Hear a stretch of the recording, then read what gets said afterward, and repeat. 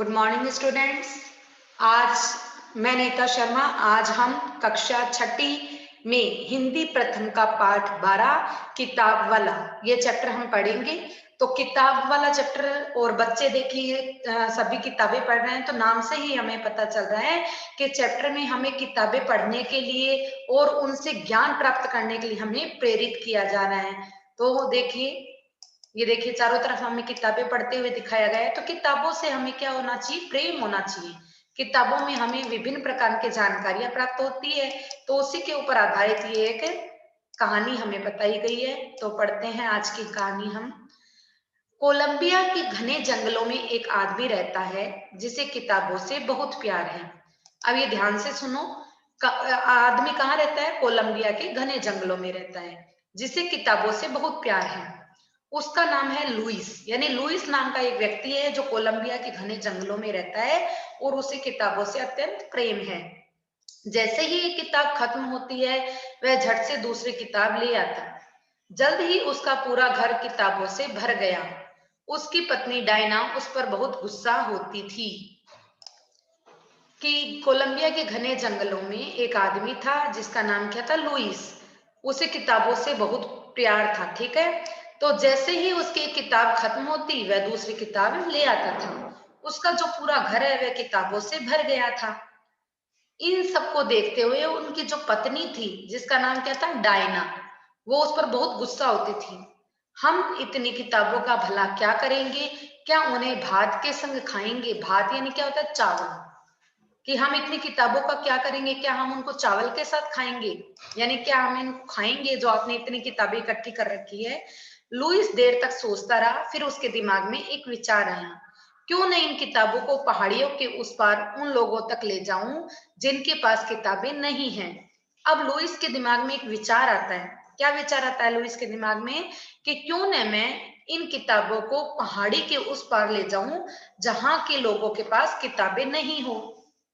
मैं एक गधे पर किताबें ला दूंगा और दूसरे पर खुद सवार हो जाऊंगा। इसके बाद लुइस ने जरा भी देर करना मुनासिब न समझा। मुनासिब का मतलब उचित न समझा। उसने थोड़ी सी भी देर करना उचित नहीं समझा।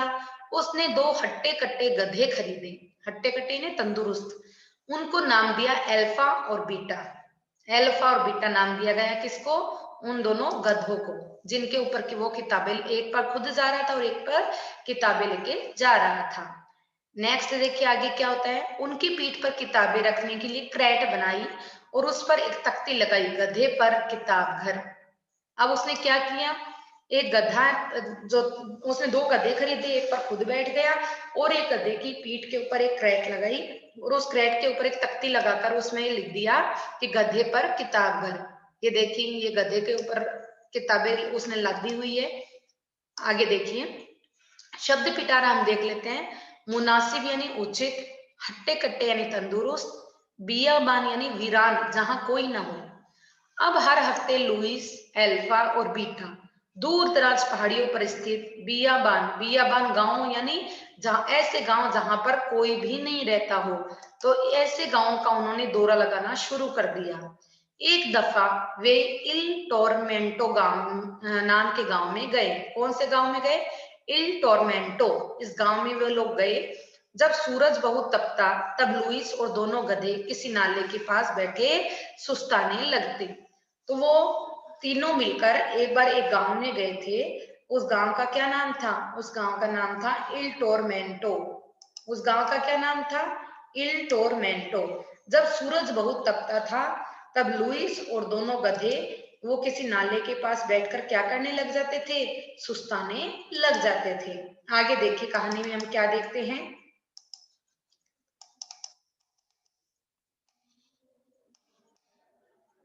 और नाले के पास बैठकर वो क्या करते थे? ठंडा पानी पीते थे। एक दिन पानी पीने के बाद बीटा ने आगे चलने से एकदम इनकार कर दिया। इनकार यानी मनाही कर देना। लुइस ने बार बार उसकी लगाम खींची, पर वह अपनी जगह से टस से मस नहीं हुआ। टस से मस न होना यानी बिल्कुल भी हिलना डुलना नहीं। फिर लुइस ने उससे मिन्नतें की। मिन्नतें यानी प्रार्थना की और कहा, देखो बच्चे हमारा इंतजार कर रहे होंगे। अब लुइस है वो उससे मिन्नतें करता है। किससे? बीटा से। अल्फा और बीटा नाम के उसके दो गधे थे। तो बीटा ने आगे चलने से मना कर दिया, उसे ठंडा पानी पिया और फिर उसकी इच्छा नहीं हुई कि मैं आगे चलूं। तो वो अपनी जगह से बिल्कुल भी हिला डुला नहीं। फिर लुईस ने उससे काफी प्रार्थना की और कहा कि देखो बच्चे हमारा इंतजार कर रहे होंगे। तब कहीं जाकर बीटा ने नाला पार किया और वे पहाड़ी तक पहुंचे। तब रास्ता एकदम सुनसान हो गया था। वहां केवल चिड़ियों की चहचहाट सुनाई दे रही थी। अब बीटा ने नाला पार किया और वे पहाड़ी तक पहुंच चुके थे। तब रास्ता एकदम सुनसान हो गया था। वहां केवल चिड़ियों की चहचहाट के अलावा कुछ भी सुनाई दे नहीं रहा था। अचानक गुप अंधेरे में से एक डाकू सामने आ धमका। गुप अंधेरा यानी बहुत ज्यादा घना अंधेरा, घना अंधकार। उसमें से एक डाकू सामने आ धमका। हमें जाने दो, लुईस ने प्रार्थना की। अब डाकू सामने आ गया। तब लुईस ने क्या प्रार्थना की कि हमें जाने दो, बच्चे हमारे इंतजार में होंगे। किताबें देखकर डाकू का पारा चढ़ गया। उसने किताब रख ली और फिर गुर्राकर कहा, याद रखो अगली बार मुझे चांदी चाहिए। इस तरह चलता फिरता किताब घर आगे बढ़ गया। पहाड़ियां पार की। कुछ देर में नीचे घर दिखाई देने लगे। इल टोरमेंटो के बच्चे लुईस से मिलने के लिए दौड़ पड़े। किताबें चुनने से पहले लुईस बोला, आज मैं तुम्हारे लिए एक अनूठा उपहार लाया हूँ। किताबों के ढेर के पीछे से उसने मुखौटा का एक बंडल निकाला। मुखौटे छोटे जानवरों के थे।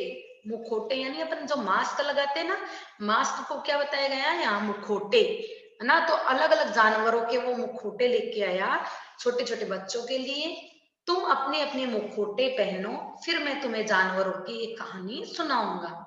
कहानी खत्म होने के बाद बच्चों ने अपनी अपनी पसंद की एक एक किताबें चुनी और लुईस से विदा लेते हुए चल दिए। किताबों को अपने कलेजे से चिपकाया। लुईस, अल्फा और बीटा भी पहाड़ियां लांघते हुए घर की ओर चल दिए। रास्ते में आने वाले तमाम जंगल और नाले पार करते हुए घर पहुंचकर लुईस ने अपने भूखे गधे को चारा दिया और डायना ने अपने भूखे पति को। रात को जल्दी सोने के बजाय लुईस ने एक किताब उठाई और उसे देर रात तक पढ़ता रहा। कहीं दूर एक पहाड़ी पर भी रात बहुत देर तक मोमबत्तियां और लालटेनें जलती रही।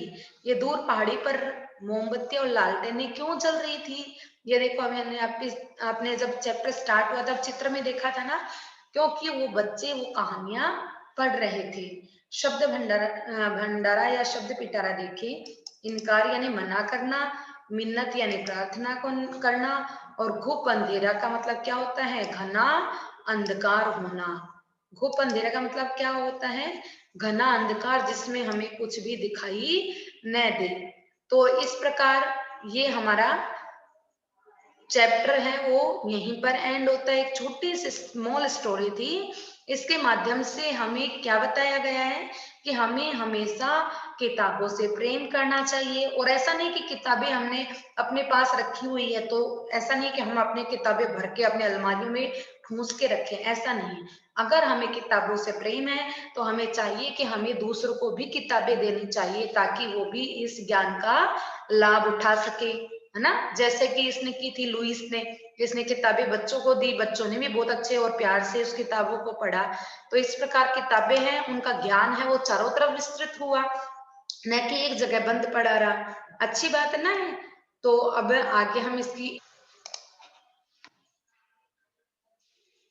जंगलों में एक आदमी रहता है जिसे किताबों से बहुत प्यार है। उसका नाम है लुईस। जैसे ही एक किताब खत्म होती वह झट से दूसरी किताब ले आता। जल्द ही उसका पूरा घर किताबों से भर गया। उसकी पत्नी डायना उस पर बहुत गुस्सा होती। हम इतनी किताबों का भला क्या करेंगे? क्या उन्हें भात के संग खाएंगे? लुईस देर तक सोचता रहा। फिर उसके दिमाग में एक विचार आया। क्यों ना इन किताबों को पहाड़ियों के उस पार उन लोगों तक ले जाऊं जिनके पास किताब नहीं है। मैं एक गधे पर किताबें ला दूंगा और दूसरे पर खुद सवार हो जाऊंगा। इसके बाद लुइस ने जरा भी देर करना मुनासिब न समझा। 2 हट्टे कट्टे गधे खरीदे, उनको नाम दिया अल्फा और बीटा। उनकी पीठ पर किताबें रखने के लिए क्रेट बनाई और उस पर एक तख्ती लगाई, गधे पर किताब घर। अब हर हफ्ते लुइस, अल्फा और बीटा दूर दराज पहाड़ियों पर स्थित बियाबान गांवों का दौरा करते। एक दफा वे इल टोरमेंटो नाम के गांव में गए। जब सूरज बहुत तपता, तब लुइस और दोनों गधे किसी नाले के पास बैठ सुस्ताने लगते। वे ठंडा पानी पीते। एक दिन पानी पीने के बाद बीटा ने आगे चलने से एकदम इनकार कर दिया। लुइस ने बार बार उसकी लगाम खींची, पर वह अपनी जगह से टस से मस न हुआ। फिर लुइस ने उससे मिन्नतें की और कहा, देखो, बच्चे हमारा इंतजार कर रहे होंगे। तब कहीं जाकर बीटा ने नाला पार किया। वे पहाड़ी तक पहुंचे, तब रास्ता एकदम सुनसान हो गया था। वहां केवल चिड़ियों की चहचहाहट सुनाई दे रही थी। अचानक घुप अंधेरे में से एक डाकू सामने आ धमका। हमें जाने दो, लुइस ने प्रार्थना की। बच्चे हमारे इंतजार में होंगे। किताबें देखकर डाकू का पारा चढ़ गया। उसने एक किताब रख ली और फिर गुर्रा कर कहा, याद रखो, अगली बार मुझे चांदी चाहिए। इस तरह चलता फिरता किताब घर आगे बढ़ गया। पहाड़ियां पार की। कुछ देर में नीचे घर दिखाई देने लगे। इल टोरमेंटो के बच्चे लुइस से मिलने के लिए दौड़ पड़े। किताबें चुनने से पहले लुइस बोला, आज मैं तुम्हारे लिए एक अनूठा उपहार लाया हूं। किताबों के ढेर के पीछे से उसने मुखौटों का एक बंडल निकाला। मुखौटे छोटे जानवरों के थे। तुम अपने अपने मुखौटे पहनो, फिर मैं तुम्हें जानवरों की एक कहानी सुनाऊंगा। कहानी खत्म होने के बाद बच्चों ने अपनी अपनी पसंद की एक एक किताब चुनी और लुइस से विदा लेते हुए चल दिए। किताबों को अपने कलीजे से चिपकाए। लुइस, अल्फा और बीटा भी पहाड़ियां लांघते हुए घर की ओर चल दिए। रास्ते में आने वाले तमाम जंगल और नाले पार करते हुए घर पहुंचकर लुइस ने अपने भूखे गधे को चारा दिया और डायना ने अपने भूखे पति को। रात को जल्दी सोने की बजाय लुइस ने एक किताब उठाई और उसे देर तक पढ़ता रहा। कहीं दूर एक पहाड़ी पर भी रात बहुत देर तक मोमबत्तियां और लालटेनें जलती रहीं।